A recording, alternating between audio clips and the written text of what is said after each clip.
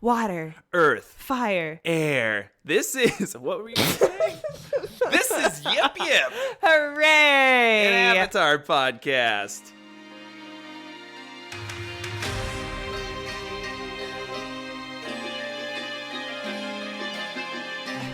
All right, welcome back to Yip Yip Hooray, an Avatar podcast. I'm Jordan. And I'm Katie. And I'm Troy. And Bretzel, our dog, was in here, but we decided that she kept going in circles, showing us the toy bone that she has, and so we evicted her. Just moments ago. She really wanted to play, and when she wants to play, she puts her mouth on your arm, which is a charming quality, and so now she's been evicted. She has been kicked out of the tribe, but... The tribe has spoken. Ay-yoy-yoy-yum-bum-bum. Oh, God, is that... Yeah, wait. Yeah, that is a Survivor reference. No, I was like, yeah, but then you lost And you're me. like, no. How is it?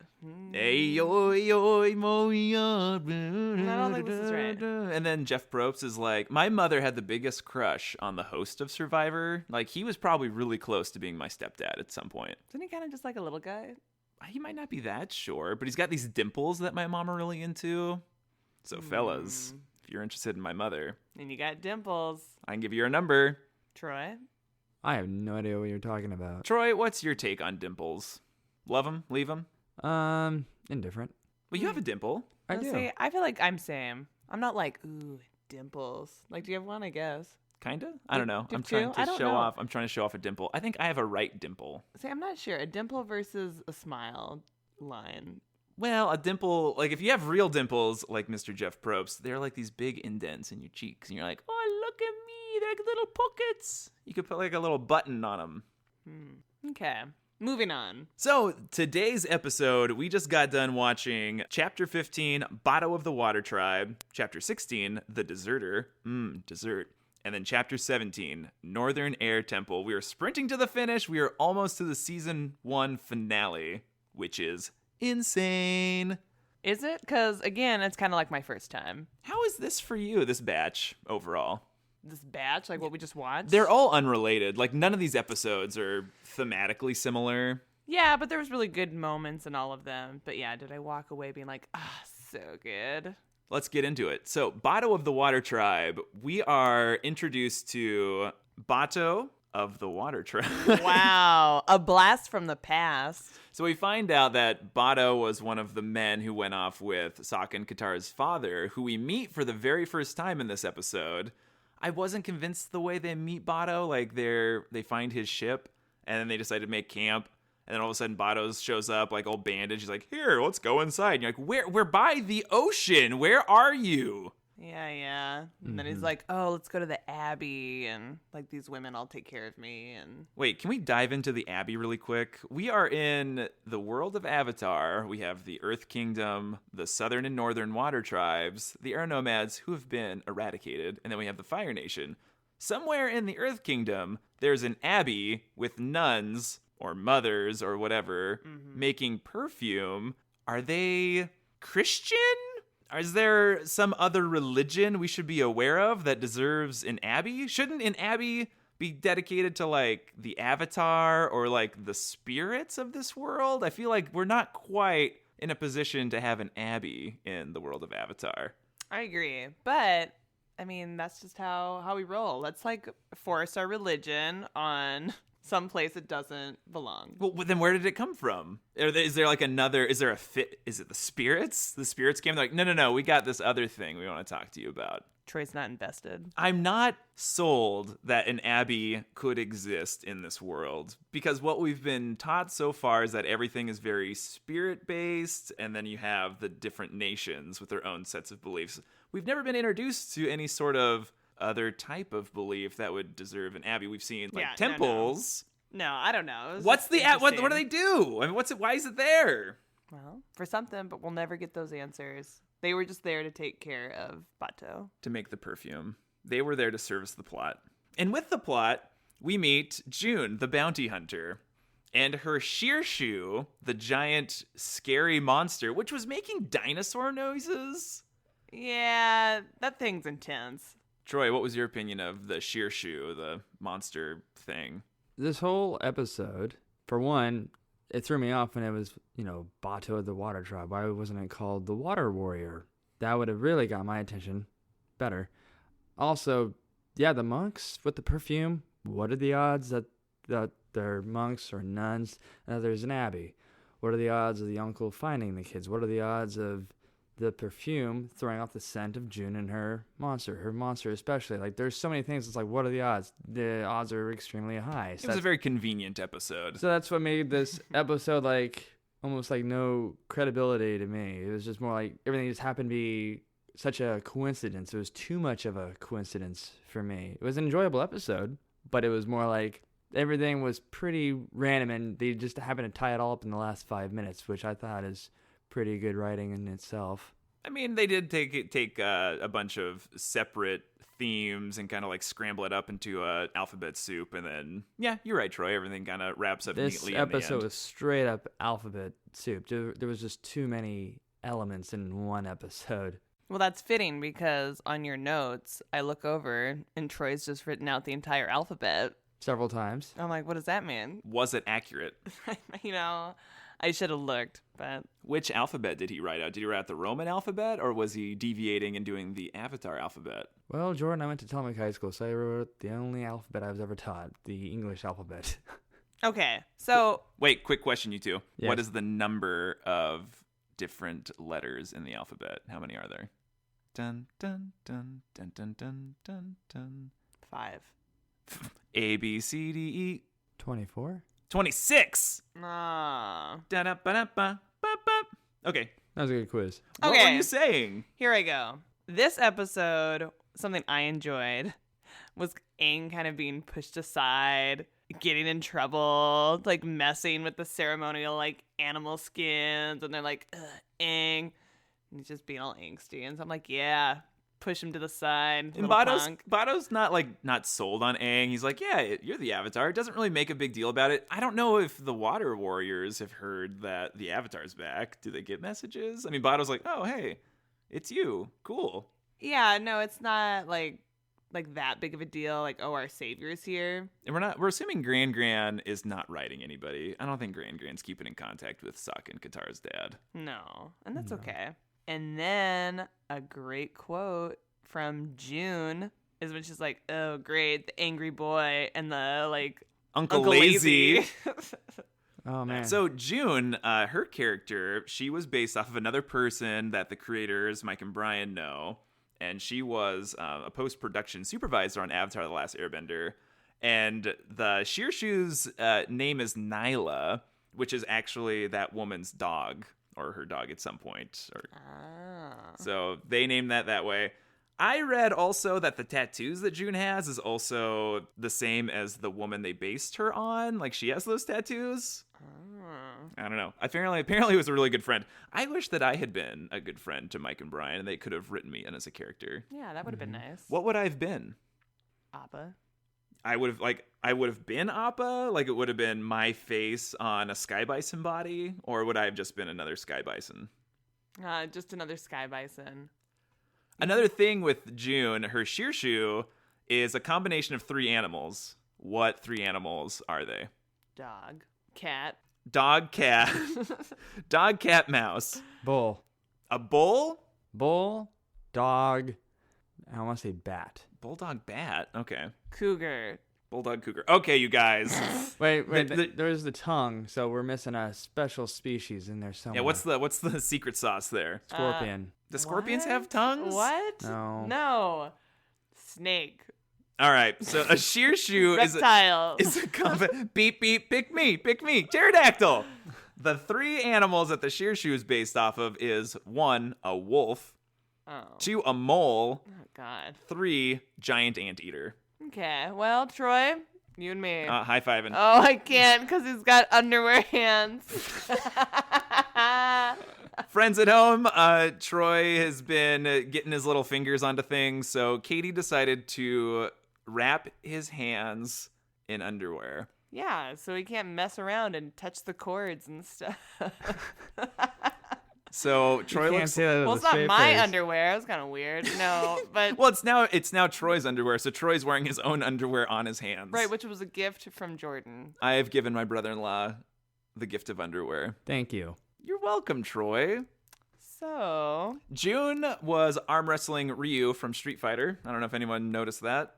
oh, no. And then Troy and I brought it full circle when you were gone, Katie, and we played Super Smash Brothers, and Troy played as Ryu. Because you knew he was in that episode? No, because I saw Jordan playing him the I round was before. playing Ken. Oh, and so I saw Ryu, and I decided to give him a try, and I was very impressed. Wow. So, Bato of the Water Tribe, I know that we talked about the Great Divide and how great of an episode that was, Troy. On iTunes, they have Bato of the Water Tribe as the lowest rated episode in Avatar: The Last Airbender. Really? I thought it was the Great Divide. That was IMDb. This is iTunes. Who knows what's next? Wow. My friend Josh. Josh, if you're listening, what did you rate this? What's the lowest episode that you have rated? Okay, also, a fact about this episode. This is the first time Appa is involved in a fight. Mm. And I think he did pretty well against the Shearshu. Like, Appa is pretty scrappy. Well, I took some notes about how, like, Appa was taking a beating from the tongue monster. But Appa is the best. He gets up, he keeps fighting, and the tongue monster just keeps lashing him. I think June at one point, like, hits Appa with her whip, which... I know. Rude. No, she's intense. Well, also in this episode, I feel like it was, like, not my favorite moment, just because it's hard to watch when, you know, Aang gets the mail and then doesn't want to deliver it that has the map to their dad, and it's tough.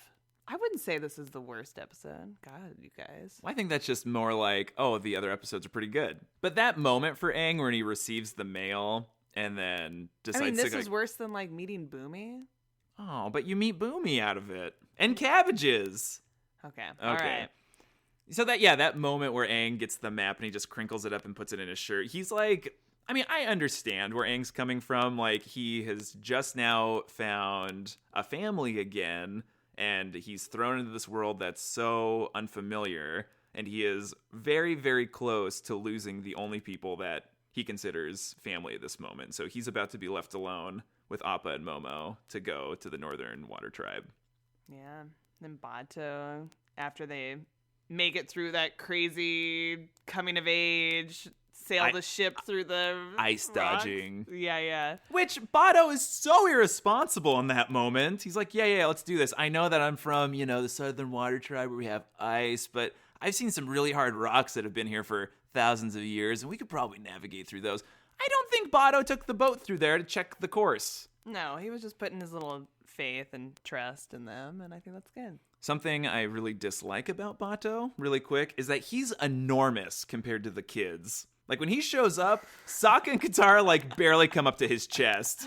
Bato has got to be, like, 8 or 9 feet tall. He is Yao Ming. Well, maybe he is. I don't know. So what do we think? Do we think that Bato is overtly large, or do we think Sokka and Katara are fairly small? I think they're small. You think they're small? They're 14 and 15. Yeah. Sokka should be bigger. Well, you saw what they were eating. Sea prunes. Well, what did Bato eat? Another guy? Well, who knows? He's been probably eating fish. Okay. But after they make it through, then he marks them like Sokka's like Mark of the Wise, and Katara gets Mark of the Brave, and then Mark of the Trusted, and then Aang has this like breakdown confession. That was a good moment. It was a good moment. It was a hard moment for me. Troy, did you care? Honestly, the Bato episode is a hard one for me to comment on just because there was just too many inconsistencies. It had a lot of great moments, some of the greatest moments I've seen in the show so far. Uncle Iroh never disappoints with his sense of humor. He had me gut laughing. But other than that, the rest of the episode was just so inconsistent. I'm like, what are the odds of any of this lining up the way it is? Very good. Back to that moment where Aang becomes Mark of the Trusted. When Bato is prefacing what he's doing with the kids, he says, by the spirit of the water bear. Do you know what the water bear is? No. It's a micro animal. It's like this little puffy. You've probably seen it. It looks like a microorganism of Appa. It's like this microscopic little like water creature. And so when he said spirit of the water bear, the only image I had was this nasty little little creature. I think they're called tardigrades. Tardigrades. Scientists, weigh in. How's my Yeah. pronunciation?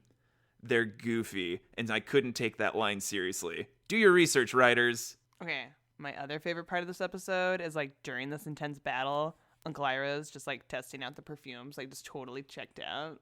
Which is definitely another moment of Iroh maybe not supporting Zuko in his primary mission of capturing the Avatar. I think Iroh probably could have stepped up if he was really serious about it. Troy, what do you think about that? Iroh has seen so much combat. You can just tell he's wary. He's definitely checked out. I mean, if you don't have any, if you can't take your nephew's adventure too seriously, you're just there just to sort of like help him when he really, really needs the help. And Iroh's like, Zuko, you don't need me right now. He's like, Zuko, you're not trying to take over a city. You're trying to find another young man. You're the same age as you. Like, I'll come along with you on your village, on your journey, but I will play my games the whole way there. Oh, Iroh. And that's what makes him perfect for the show. Like, Uncle Iroh is definitely, he's right there. So Uncle Iroh, when they were creating his character, he was originally not envisioned to be Zuko's uncle. He was just supposed to be the Sifu, the teacher to this angsty prince. And then eventually the head writer on the series was like, okay, what if we have an uncle who is trying to just enjoy his retirement and then gets forced out of it to like deal with his punk nephew? And that's the way my neighbor is, actually. I have a neighbor that's a lot like Uncle Iroh, just not as funny. Does he ever offer you tea? No, but he's offered me tools. Which, Iroh offers us all tools. Yes, he does. With that, the creators of the show, they intentionally kept Zuko and Aang being in direct conflict apart for most of the series. Have you noticed that? Like, they're always in each other's business, but it's very rare that they actually get into conflict. Mm-hmm. And this is one of like the few times we actually see Zuko and Aang fight. Yes.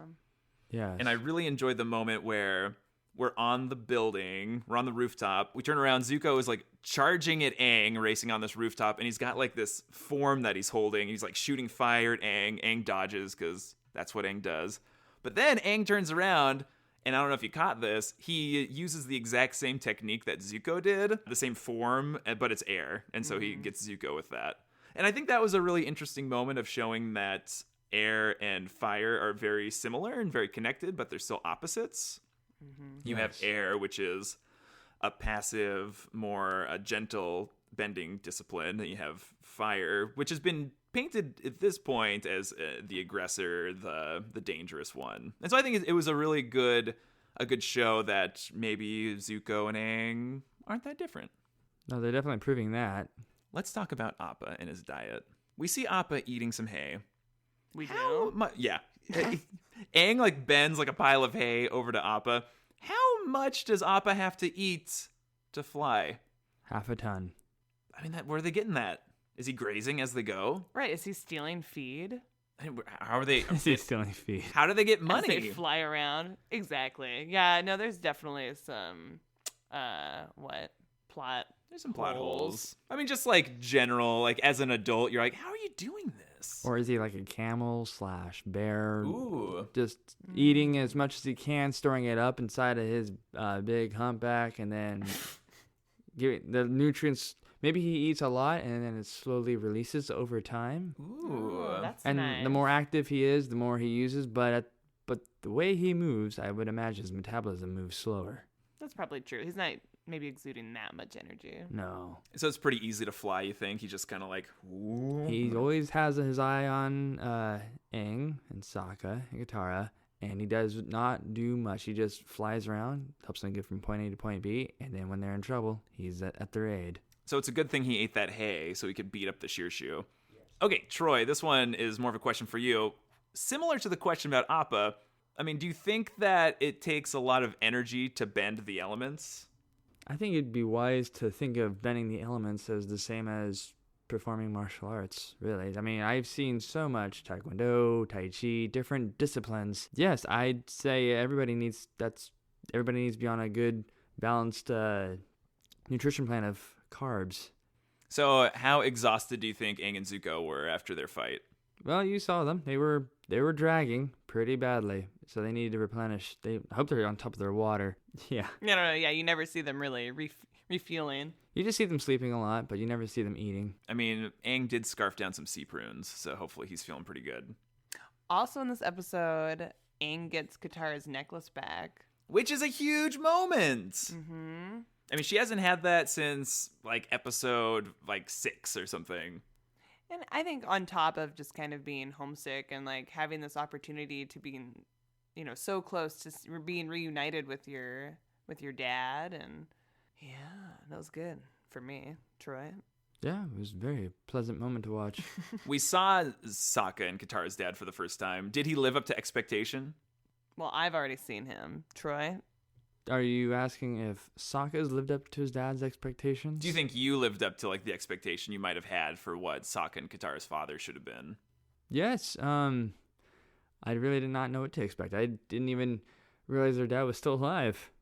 And he's alive. Well, I mean, we're not positive he's still alive. Mm-hmm. But I gotta tell you, I'd say for the choices that they're making compared to the choices that they could be making, I'd say he couldn't help but be proud of them. And I'm proud of them too. Yeah, good job. Good job. It was a good selfless moment of Katara and Sokka to put their personal needs aside for the needs of Aang and the world. Yeah. Okay. All right, next episode we have the Deserter, and we meet a firebender who's actually probably a good guy. We meet Jeong Jeong, the Deserter, who was a high-ranking general or admiral or something. Well, we meet Che first. We definitely meet Che. How was Che for you? Do you remember Che? I mean, like, he seemed familiar, but I really couldn't remember, like, what part he played. I was like, oh, yeah. And his voice was really familiar. He sounded like Matthew Broderick. Yeah, I don't know. I was like, is this Inspector Gadget? Inspector Fire. Inspector Fire. So Jeong Jeong was based off of the president of Dr. Movie, which coincidentally did not animate that episode. Dr. Movie is the one I have some beef with. I've got some beef with Dr. Movie. Mm-hmm. So Jeong Jeong's based on the principal, based off of the president of that animation company. And Mike and Brian, the creators, they always joked about how this guy looked like a Bond villain. So I don't know if he actually has like a scar on his face. His name's I'll probably butcher the name, but Oh Sung Hyun is his name, and so they used his likeness to be Jeong Jeong, the Deserter. Wow. So what's our take on that? Okay, Trey, you go first. What did you think about this? You go first. I don't want to butcher the name. Jeong Jeong. Jeong Jeong. Thank you. Let's all practice. Jeong Jeong Jeong. Jeong. Jeong Jeong. Jeong Jeong. He reminds me more of Mr. Miyagi than he does of a Bond villain. Oh yeah. Well, they just talked about how the guy they base him off of, he looked like a Bond villain, Yes. but right. But in some ways, Jeong Jeong's got just as many proverbs as Uncle Fire does. This episode really it helped me remember that any martial art that you do, it is definitely a discipline. It takes a lot of concentration to do anything worth doing in martial arts. You cannot just, this episode actually gave me a lot of flashbacks to all the impatient students I've had over the years and how they just want to get right to the kicking and the punching and breaking into the boards. And I always had to tell them, like, you're not ready. And they'd be like, prove it. So I'd hold up a board for them, and they could not break it. And so, Jeong Jeong was just a good character to just bring me back to those days, and just a good reminder, like, anything worth doing is going to be hard and takes a lot of time. Mm-hmm. No, I really appreciated Jeong Jeong's, like, his method that he went about teaching Aang, how Jeong Jeong, we're told, is so knowledgeable and knows his way around just the human condition that he could tell just by watching Aang walk into camp that he wasn't ready to learn firebending. He could just sense that he wasn't prepared. Yeah, it was Yeah. great. It was like, Fun. get out. Fun fact, Aang actually kind of, not really, but at the same time did, Bruce Lee, when he first started training with Ip Man and Wing Chun, he walked right into the studio and Ip Man gave him the same look, like, either you're not ready or you're far too ready and you're going to hurt some people. Oh, wow. And Bruce Lee's like, I'm ready to hurt people. Oh, man, Bruce. So that's what that also reminded me of, Aang's walk. So in this episode, were you picking up, did you identify any martial arts styles when Jeong Jeong was teaching? The very first lesson was to squat, breathe, and feel the sun. Well, in Tai Chi, it's the same thing. You have your feet shoulder width apart, bend your knees just slightly to have your center of balance. You breathe in, you breathe out, you feel the sun if it's sunny outside, and then you may begin your form. Yeah, like I said, this The Deserter is probably one of the better episodes. I'm willing to bet you it was probably ranked pretty high on iTunes and IMDb. It really complements the culture of martial arts. There was no inconsistencies in this episode. It was a really tight episode. It's an award-winning episode. It won an Annie Award for storyboarding in 2005. The woman who was the storyboarder, but she was also the director, Lauren McMullen, she won an award in 2005 for that. And in the art book, they break down like the storyboards that they were doing, and they identified when Aang first meets Jeong Jeong, and he walks in, and Jeong Jeong has his back to him, and Aang still wants to approach Jeong Jeong. But that leads into a really great moment of Jeong Jeong talking about destiny and how you can possibly know about the destiny of the world when you've only lived in a really small portion of it. I thought that was a really powerful moment from Jeong Jeong. Yeah, he's really wise, this disillusioned character. I think probably has some self-hatred going on about firebending. I think clearly he's a master firebender, but he probably feels like there's no place for him in the world now. Admiral Zhao. Thank you. Oh, thank God. Admiral Zhao was a student who I think Jeong Jeong wanted to be his protege, but he turned out to be, he had very, this show has a lot of parallels to Star Wars. Admiral Zhao ended up becoming a Darth Vader-like character.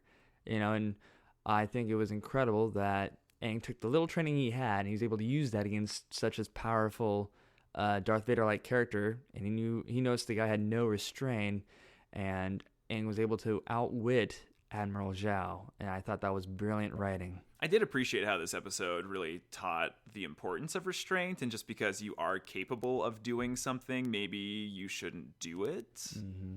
You guys, you haven't talked about the Fire Festival. That festival was ridiculous. Okay, what did you take away from the Fire Festival, Katie? That we should all wear masks and, I don't know, have a fire dragon. I don't know. In the art book, they talk about how they wanted to show how the Fire Nation wasn't just a militaristic society, how they had some rich cultural heritage.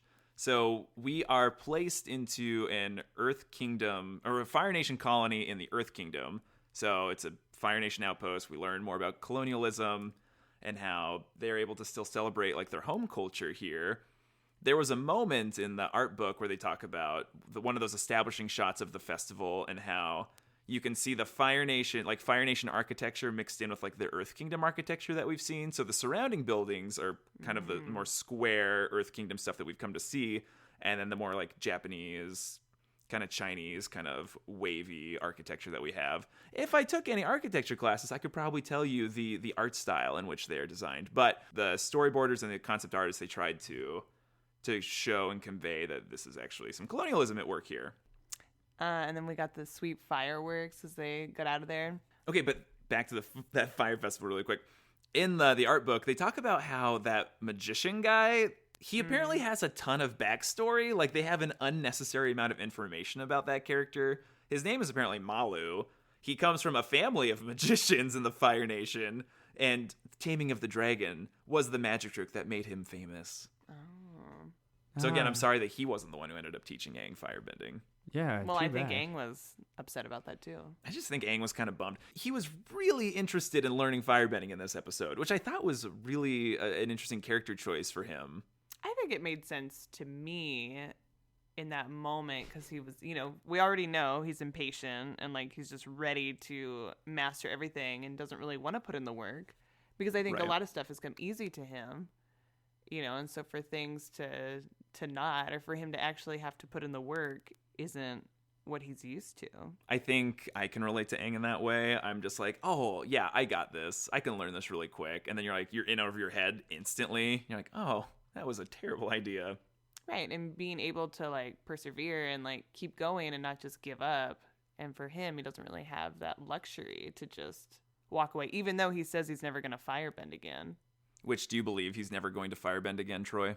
Oh, he's totally firebending again. He's got no choice. Oh, snap. You're the Avatar, son. I don't know, him walking to the Fire Festival for one, it took me by shock that they do celebrate their culture the way they do. I thought they were just all like a Spartan-like culture. All they cared about was putting things on fire, and just that's all they wanted to do. I mean, because that's what we've been shown so far, and the only sense of culture that we've gotten from the Fire Nation to this point is Iroh and having music night on the ship. Yes, and Aang's got to make much better emotional, intellectual decisions. I mean, every one of his choices just kind of annoys me at this point. Oh, poor Aang. I love that the ridiculousness of him just like putting his shirt over his head is the acceptable disguise to go into this festival. Well, they got limited resources. But I love their cloaks, like that really dramatic moment where they're just like pulling on their hoods, and then here's Aang pulling his shirt up. Yeah, well. And then that moment where they have the masks and that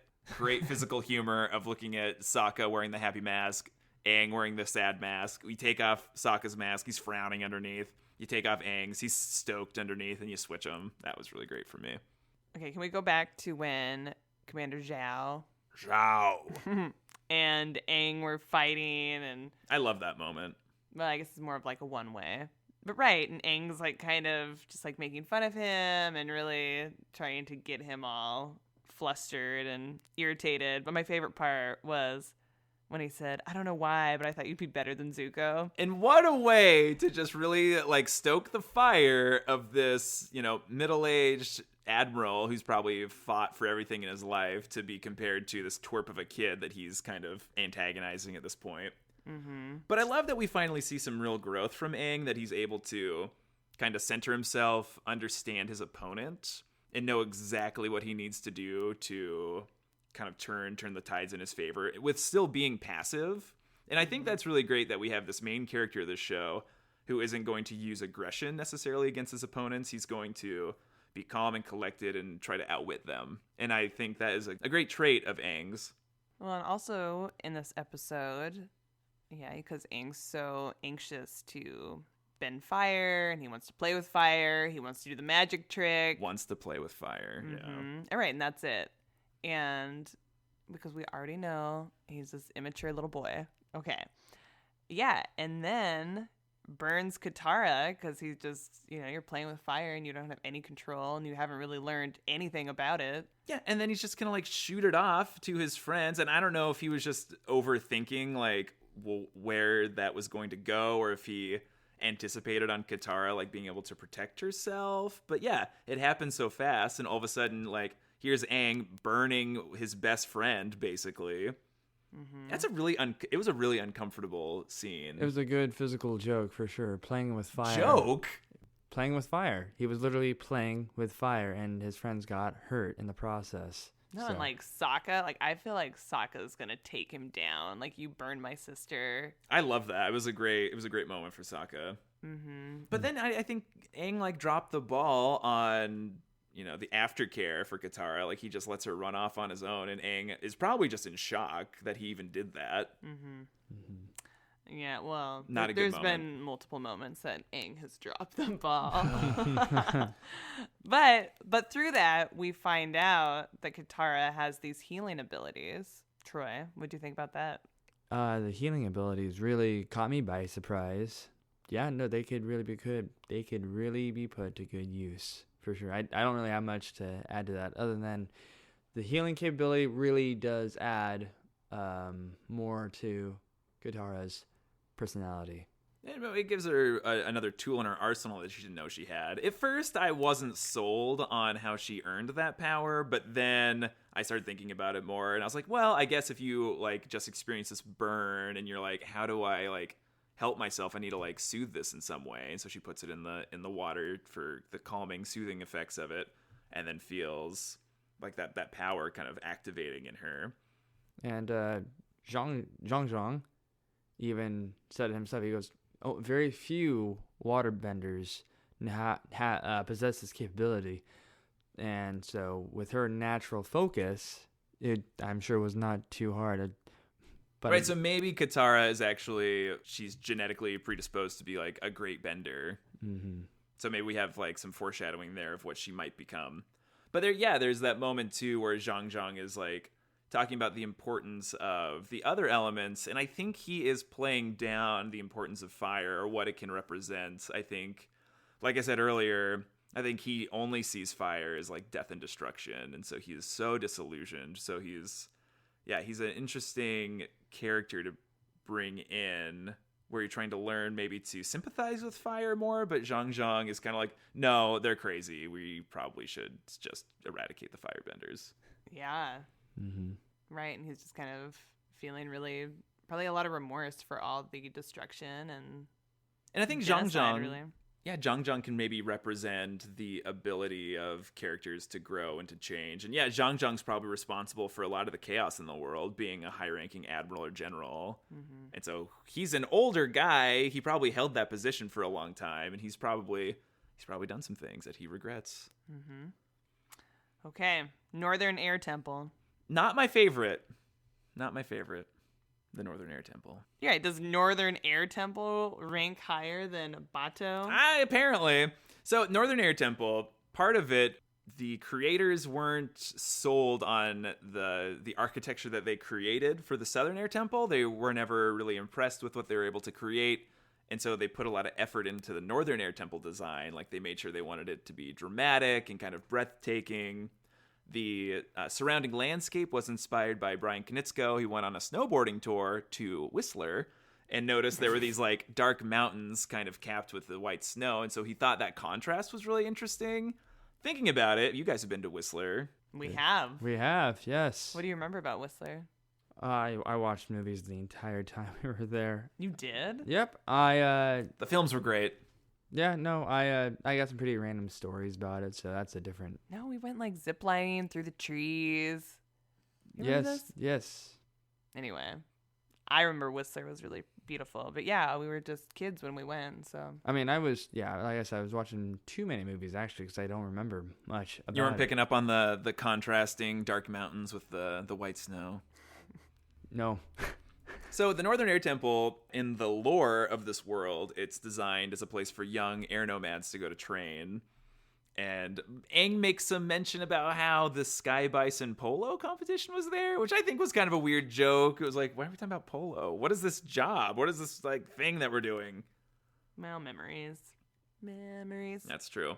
I appreciate in this episode that we really get to know and empathize with characters with disabilities. Mm-hmm. We meet Teo, who is in a wheelchair from an accident when he was a toddler or an infant.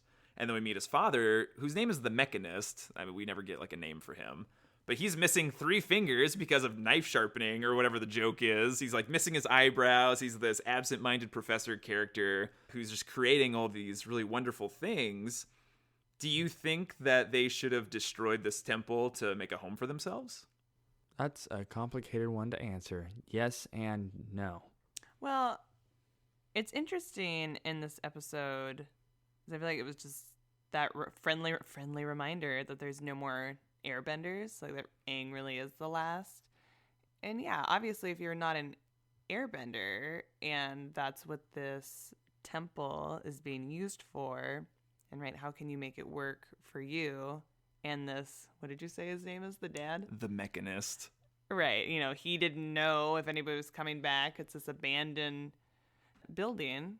From his dialogue, it almost seems like the Mechanist didn't even know that the air nomads were people. Like, he didn't even have any sort of concept of this tribe of people. Right. But I mean, how many people here? Right. You Don't know know, about different cultures or right. races. I mean, it's so easy to just be disconnected and you don't really know. And it's like, oh, well, here's this lovely heritage site we're just going to destroy because. Who was the Mechanist based off of? I'm not sure. He has to be like a cross between Nikola Tesla, Albert Einstein, or some other person. He just has a strong resemblance to a historical figure. I just can't put my finger on it. I mean, the hair was definitely Einstein-esque, like kind of like wild. He's just kind of the invention, like the hair was inspired by. Looked like it was inspired by Einstein. It looked like his inventions were inspired by. Did Einstein have? Oh yeah. Yes, he had the whole stash and wild hair going on. Mm-hmm. Yes. Also, his eye circle thing was apparently not supposed to be a monocle, you know, like the red circle that he has. They designed it to be like he had like this scar, like this burn from like a steam-powered telescope was supposed to be the line in the script, but the animators accidentally created a monocle. And so when they watched it, they're like, what the? All right. It's a monocle. It made for a great character trait. I was like, wow, this he's been doing some stuff. So what do we think about the fact that he is knowingly providing the Fire Nation with weapons of war? I mean, I can understand his conflict of interest between him and the Fire Nation. I want to look at what alternatives he had. It probably didn't have any. So there, that fact, I understand the son could be angry at him, but the son could actually think for a minute. He couldn't actually be that angry at his dad. His dad did not have a choice. Dad had to provide. So, yeah, there was no alternative until he saw Aang. Yeah, no, it's a bittersweet moment of, when people really don't have any options, and it's like, well, do you want to live or not? And or do you want a home or not? Yeah, that's right. a lot of. The backstory is that they already have gone through so much struggle with like surviving a flood or whatever, and like taking refuge in this abandoned temple and making it work for them. And yeah, Katie, you're right. Like, if you're in this site, the whole world's at war. Like, the last thing you're really worried about is preserving a historical site, especially when you can create a home for your people that are displaced. But my only thing is about the Mechanist and the Fire Nation, him forcing them to make all their weapons for them. I'm surprised he didn't make weapons that would explode on them in the battlefield, or I'm surprised he didn't make more booby traps. Definitely, like around he the didn't. temple. Like that is one little alternative that I can think of. Like, he couldn't have made it like a little bit harder of a passageway for the Fire Nation to get up there.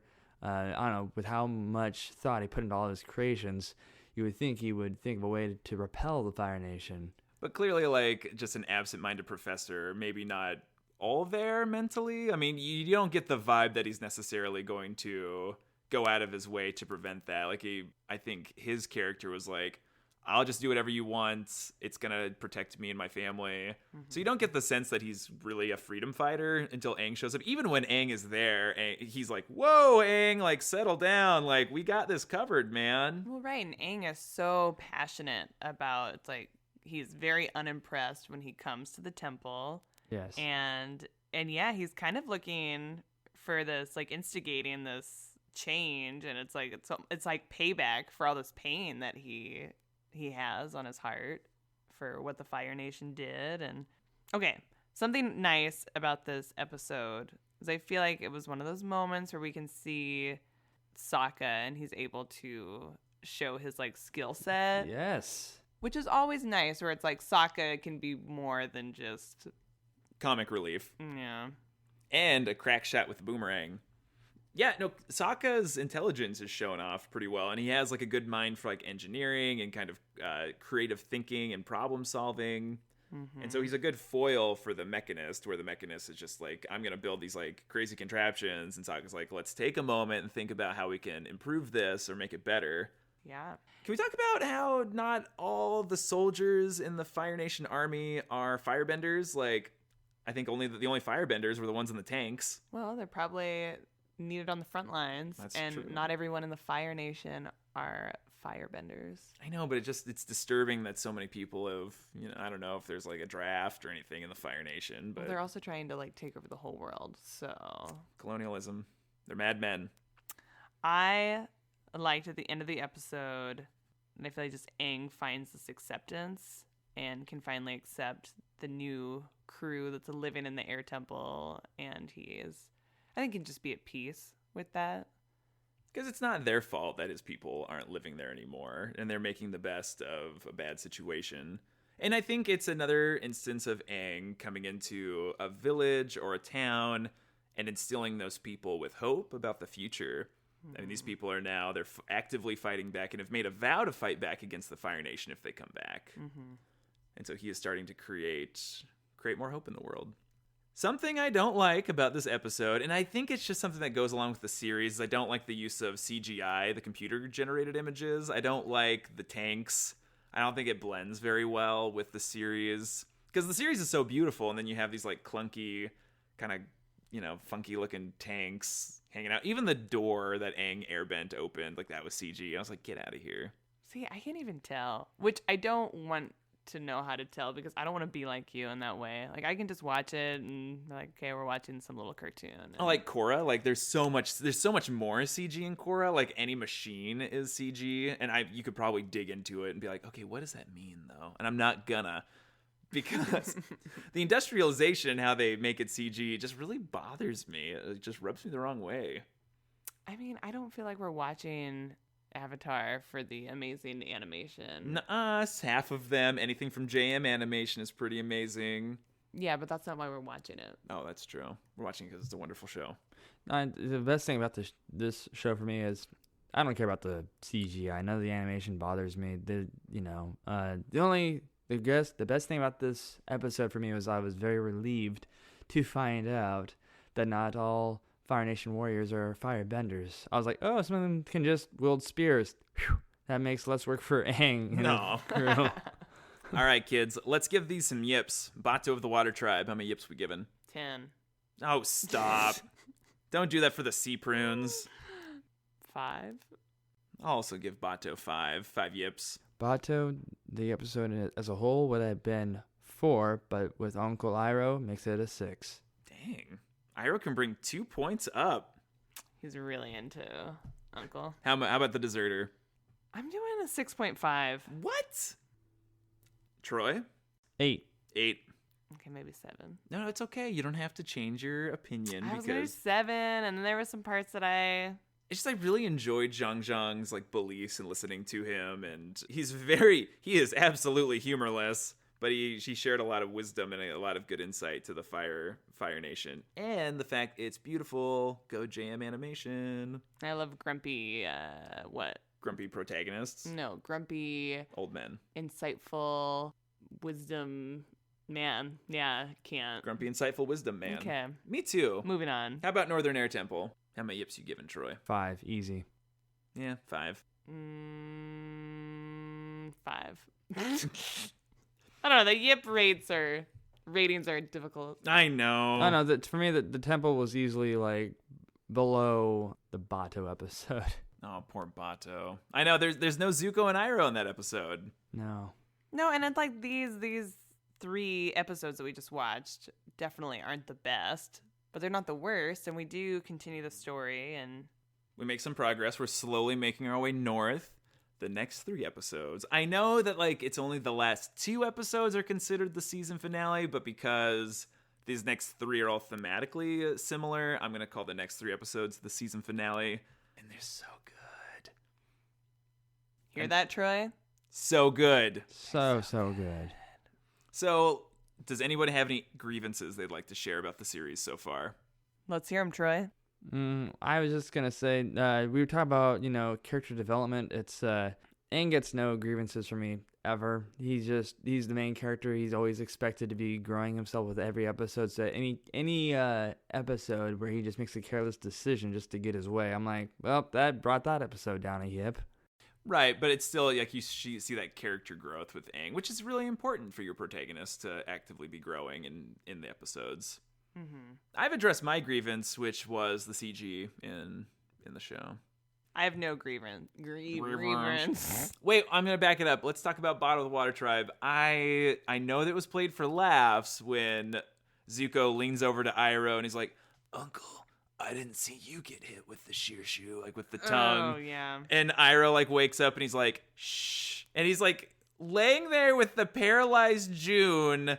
Was maybe a little too close to home in today's. Yeah, no, inappropriate. A little too me too. So, Okay, yeah. My biggest grievance with that episode was like literally it should have been renamed The Water Warrior, not Bato from the Water Tribe. That's the lamest name for an episode for this entire series. but that's his name, and that's where he's from. But that's just a clear giveaway. That's a spoiler in the title. I'm like, call it The Water Warrior, and then you got my attention. Well, I don't know. You meet Bato within the first like 5 minutes.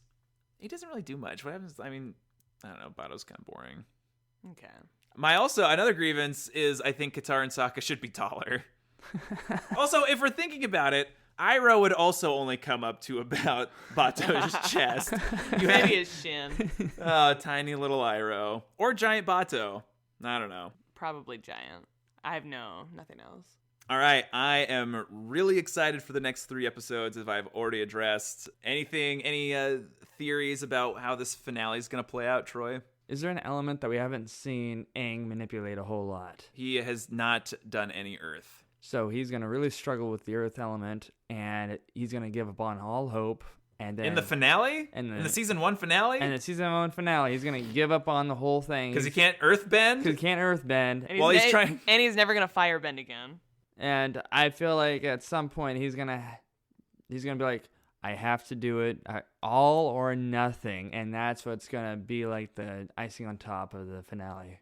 How do we feel about shipping Zuko and Katara at the moment for you, Troy? Ooh, love triangle. Well, I mean, Katara- there was that little like, oh, give Zuko a kiss for me, like because we were like, oh, Zuko wanted me to give you the necklace. We played that up a little too long, which definitely feels like Katara's not opposed to it.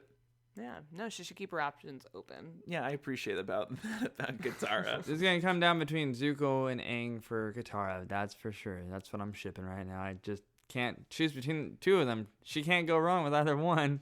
Also, are we assuming that Iroh is currently single? Is his wife somewhere? Because Aunt Wu, when we met her in Bato of the Water Tribe, was like, hey there, handsome. And Iroh gives her not even a second more of attention. He's like, I know, but it was great. Where it's like there's only one big question left. One big mystery. Yeah. He wants to keep it a surprise. Which was nice. What did that mean to you? He's gonna save that for the season 1 finale. What was the big mystery that Iroh's waiting for? Obviously, when he dies. Oh my gosh! You don't know that was the big surprise. That was it. Maybe it was like, you guys, there's only one big mystery left in his life. Maybe the big mystery is the Avatar gonna bring balance back to the world? Is my crazy brother, who's voiced by Mark Hamill, Luke Skywalker? Fun What? fact. Yeah, Fire Lord Ozai is Luke Skywalker. Maybe he's like, is the big surprise, is he gonna take over the rest of the Okay, that world? doesn't surprise me, actually. He's, one of the better voice actors of our generation. Yeah, hear that, Mark? Our generation. All right, kids. Okay. So until next time, we are gonna be Yipping. we're gonna be yipping. We're gonna be yipping around these parts. All right, let's Yip. go yip. Yip, yip, yip. Yip. Yip, yip, yip, yip, yip, yip, yip, yip, yip, yip, yip, yip, yip, yip.